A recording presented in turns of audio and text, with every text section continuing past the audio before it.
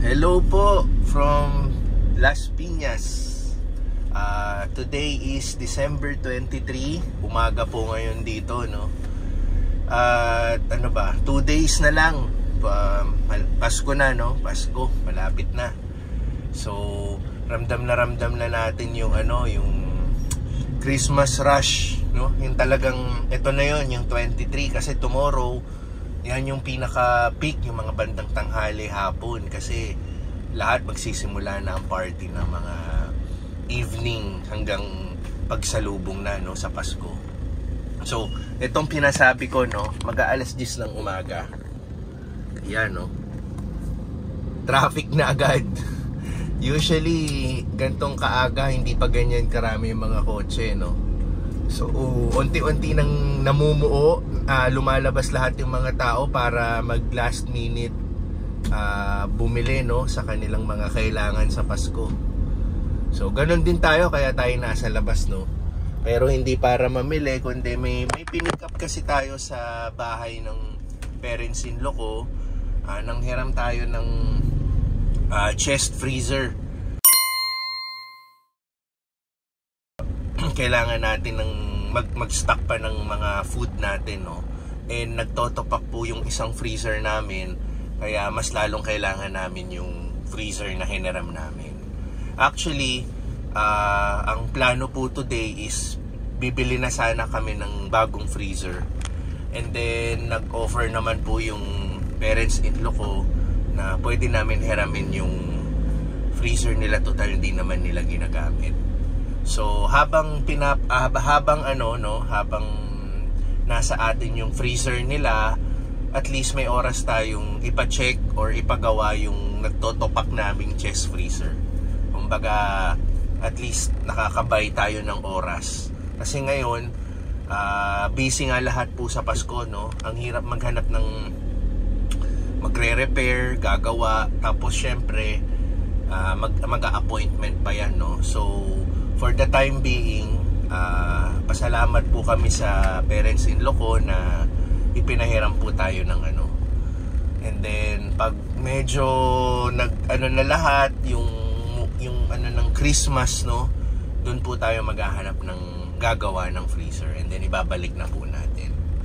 So nakaligtas kami kahit papano sa pagbili ng bagong pero again, ready rin naman kami just in case hindi na repairable yung nagtotopak namin freezer. Bibili na talaga kami ng bago natin isoli yung hiniram natin. So yun, tawag doon, ano pa bang gagawin namin today, no? Actually, hindi na kami kailangan mamili ng mga gamit, mga pagkain for Christmas na nagawa na namin way before, no? Again, yung mga nakaraang vlog ko, nagdi-distribute na ako ng gifts. And then, nakapag-grocery na rin kami, nakagawa na kami ng mga stock ng food, pang-deliver. Also, tomorrow, kahit bisperas ng Pasko, no, mga tanghali hanggang gabi, may trabaho pa rin kami, may deliveries pa rin kami. So ganun po yung nature talaga ng negosyo namin. Mas busy kami sa mga holidays. Ayun. So okay, ito, nanghiram tayo. Gawin nyo, punasan nyo na lang muna to, madumi. Tara, buhatin natin.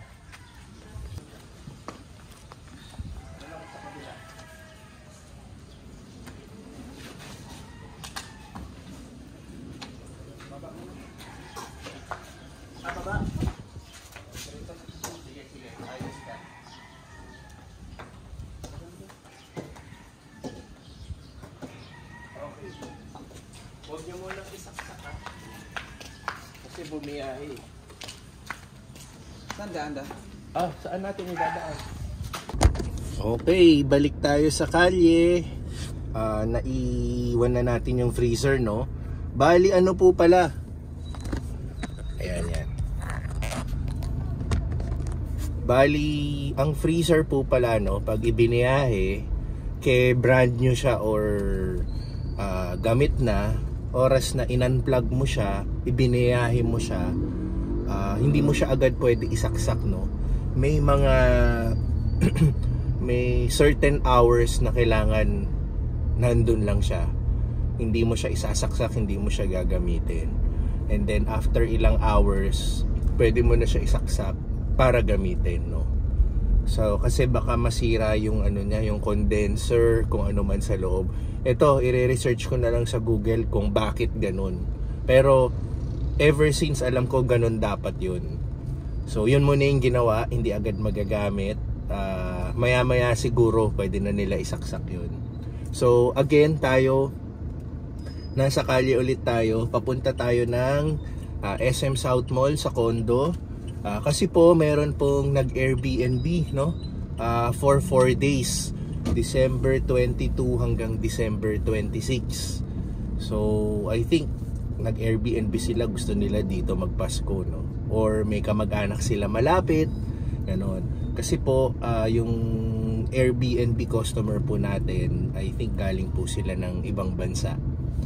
So para siguro malapit sa, well hindi ko po alam, no? Nag-a-assume lang tayo. Kasi yung duration niya December 22 to 26, tatamaan yung Pasko. So again, doon po yung punta natin. Kahapon po sila nag-check-in. Kaya lang po tayo pupunta ron is because mag-aabot tayo ng extra set of towels. Nag-request po kasi sila ng extra set ng towels. And ano ba to? Water kettle.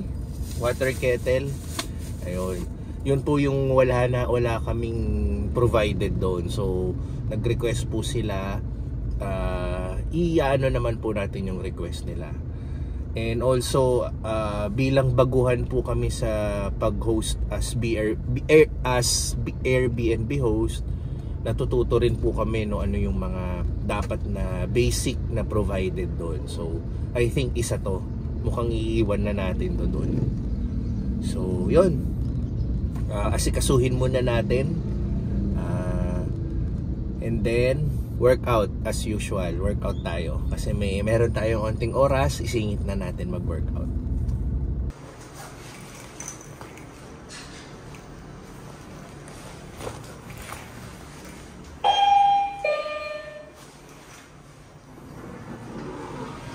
Okay. Nahatid na natin yung mga towels. So next gagawin natin, mag-workout tayo. On the way na tayo mag-workout. And then ang ganda ng panahon ngayon kasi tuwing gabi, nung mga nakarang mga araw, umuulan-ulan. So hindi ko lang alam mayang gabi, no, kung ganun ulit. Pero as of now, itong umaga natin, magandang panahon natin. Morning.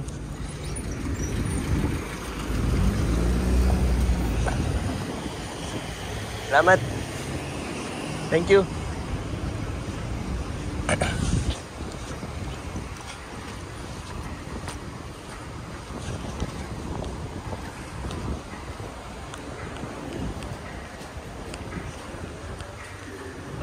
May ano nga pala dito, parang vegetable market. Ito. Ilang days na lang? 2 days.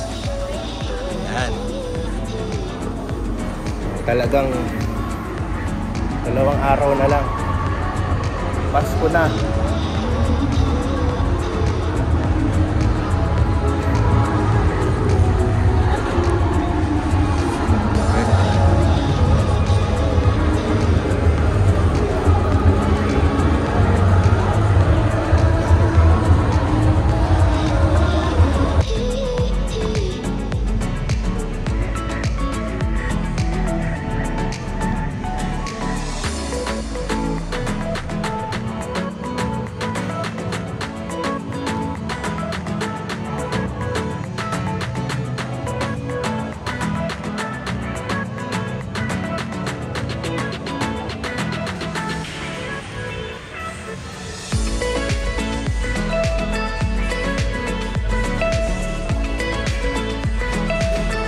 Pa rin ang nag-workout kahit December 23 na.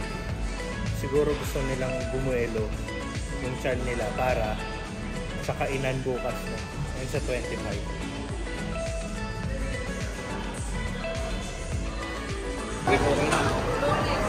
Tapos na po tayo mag-workout. Ito, papakita natin yung Christmas rush, ah.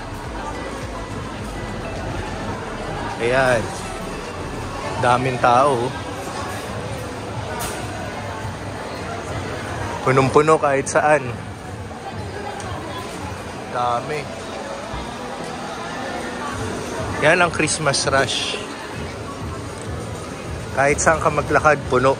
Masikip. Okay. Balik sa bahay. Pixar, say hi to the vlog. Ito, relax na kami ngayon dahil bukas balik trabaho kami, no? Yung 24. May mga nakaset na kami sa schedule na deliveries. Si Tinsel may makeup. So after niya mag-makeup, meron kaming party trays. Magdi-deliver tayo and then straight kami sa bahay po ng parents ni Tinsel. Doon po kami mag-Christmas Eve dinner and Noche Buena sa Lubo.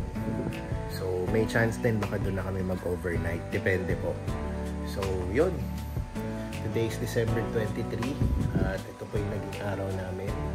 2 days to go. Pixar. 2 days to go. It's Christmas. Busy. Sige po.